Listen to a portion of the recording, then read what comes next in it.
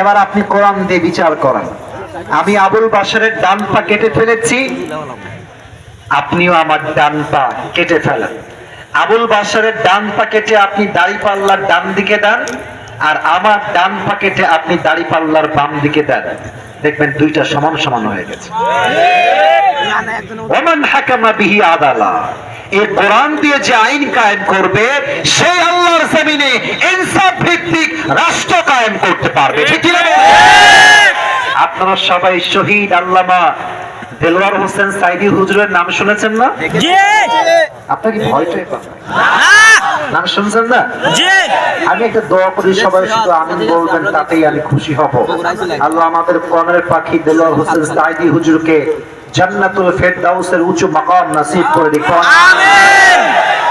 আমরা তো এখন হক কথা বলতে পারি, 5 আগস্টের আগে হক কথা বললে 3টা ট্যাগ আসতো। এক হচ্ছে জঙ্গিবাদ, 2 হচ্ছে রাজাকার, 3 হচ্ছে মৌলবাদ। আপনারা দেখেছেন কিনা ফেসবুকে ইউটিউবে হুজুর ওয়াজ করছে এইভাবে, কোন একটা আওয়ামী লীগ নেতা এসে, কথা কি অবাস্তব না বাস্তব? মনে রাখবেন সিরাজগঞ্জের ভাইরা, কারো বিরুদ্ধে বলছি তা নয়, কোরআনকে যে বন্ধ করতে চেয়েছে তার 14 গোষ্ঠী আল্লাহ নিজেই নির্বংশ করে ছেড়ে দিয়েছে। খুব খেয়াল করেন, সারি সাহেব বলতেন যে আমাদেরকে মৌলবাদ বললে আমরা মোটেও রাগ করি না। কারণ কি জানো? মৌল এটা আসছে মূল থেকে। মূল মানে কি? মূল মানে আল্লাহ, মূল মানে হচ্ছে তার নবী, মূল মানে কোরআন, মূল মানে হচ্ছে হাদিস। উনি বলতেন যারা আমাদেরকে মৌলবাদী বলে গালি দাও তারা হচ্ছে সব আগাবাদী। এবার বলেন, গাছের আগায় শক্তি বেশি না গোড়ায় শক্তি বেশি? উনি বলতেন তোমরা থাকো গাছের আগায়, বাড়াবাড়ি বেশি কইরো না।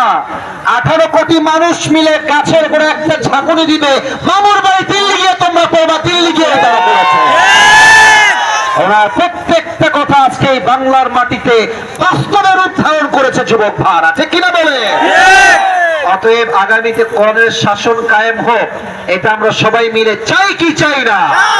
আল্লাহ সেই তৌফিক দান করুক। করেন সবাই আমিন। আপনাদের বউ আছে, কার কার